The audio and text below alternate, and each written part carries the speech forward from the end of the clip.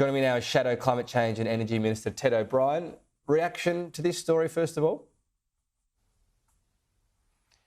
My initial reaction, Tom, is that the Albanese government was warned, and we continue to see Australia's sovereign risk heighten under its suite of policies. Unfortunately, this is not a surprise.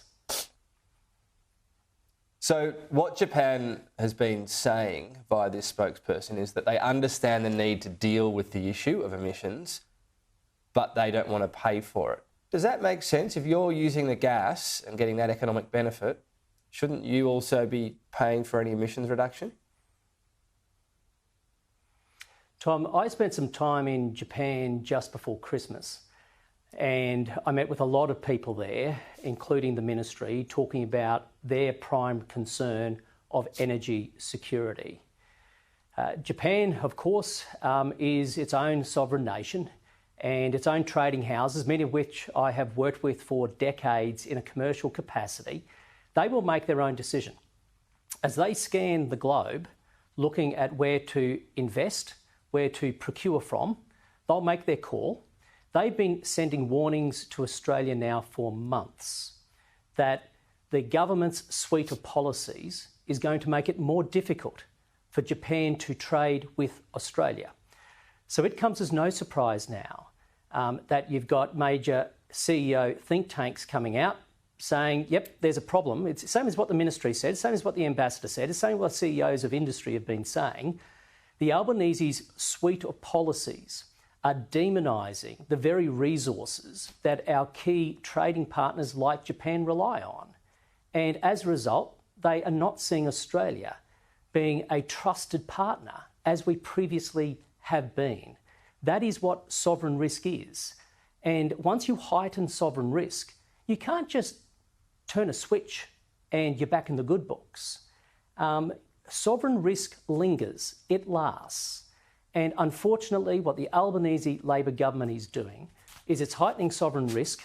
And as a country that imports capital, this makes it very difficult for us across a whole range of investment classes, not just gas. Right, but again, that question, Japan's saying, yes, deal with the emission side of things, but you pay for it. That's not really viable, is it? Look, I'll let the Japanese run their own negotiation. What I think they are saying pretty clearly, Tom, is Australia, you've changed the rules of the game.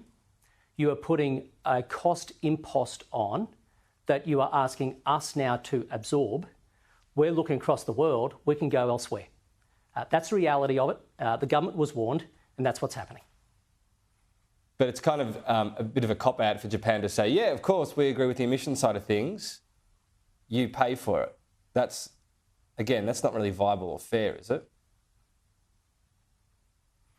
Well, I'm not hearing the Japanese say that they're not coming to the party when it comes to their own plans to reduce emissions. Again, I go back to the fact of Japan is dealing with energy security. You know, here in Australia, we don't talk enough about energy security. It is top of mind for anyone in Japan for a whole bunch of very unique features to that country. Once you have a trusted long-term relationship with a country like Australia, and that country then changes the rules, well, of course, you start doubting their ability to continue the play. So I'm not going to cast aspersions on how Japan is reacting to something the government has been warned about. Well,